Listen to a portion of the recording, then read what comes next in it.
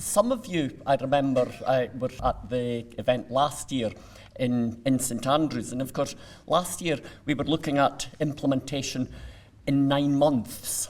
This year we're looking at implementation 7 months from now. So, you know, we are making progress.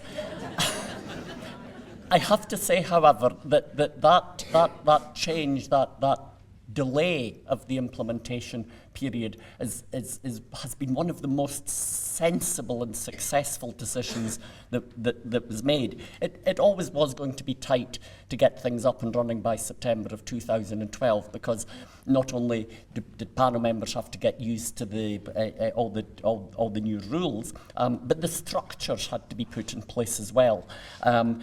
It might have been done, but it wouldn't have been done when panel members particularly were comfortable and ready for implementation. I think that is now different.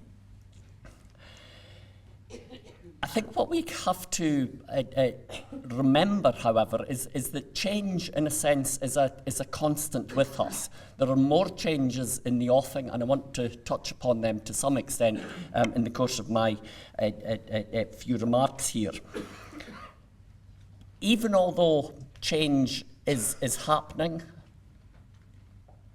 in most respects leading to great improvements in our system and the services we can offer, I think that there's two fundaments that we have to remember. The first one is that for all the changes in process, for all the changes in structures that the new Act represents, the fundamental role of the panel member remains virtually unchanged. Panel members have to read the papers beforehand, think about cases beforehand. They must discuss the child's circumstances with the child and the family and the social worker who's present. And then finally they have to make a decision as to what is in the welfare of the child. That has always been the system, and hopefully that always will be the system. The fundamental job of panel members really is the same that it has always been. The other thing we should remember, however, is that now that the political process is done and dusted, these changes are sometimes presented as designed to improve children's lives. It is, of course, a hugely important ambition for society to improve children's lives. But actually, the real purpose of the 2011 Act, I don't really think was to improve the position of particular children. It was to bolster the system as a whole, with the knock-on consequence that children can be more secure within a legal process. And we, or you as operators of the process, can be more confident that that the process in your decision making is robust and not challengeable. Not challengeable in the sense of attacks from attacks based on ECHR considerations.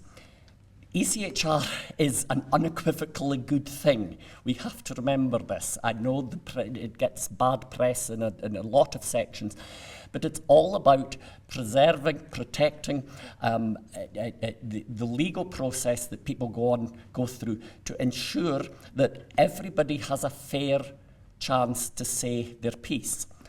Participation is the underlying principle of the particular provisions of the ECHR that affect our process. And participation, of course, has been at the centre of the children's hearing system throughout its existence. There is no inherent or necessary conflict between ECHR considerations and the way the children's hearing operates. What has changed as we've become more conscious of ECHR considerations is the fact that the decisions that children's hearings make concern more than just the child. They inevitably concern the parents of the child, or the relevant person, or people who have family life with the child.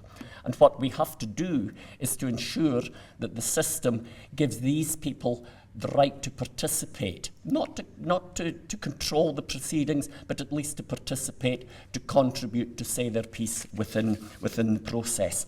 The process always has been able to do that. the new considerations ensure that they have a right to do that. And it's the duty of PRAM members to protect everybody's rights who are potentially affected by the system, not just the child involved.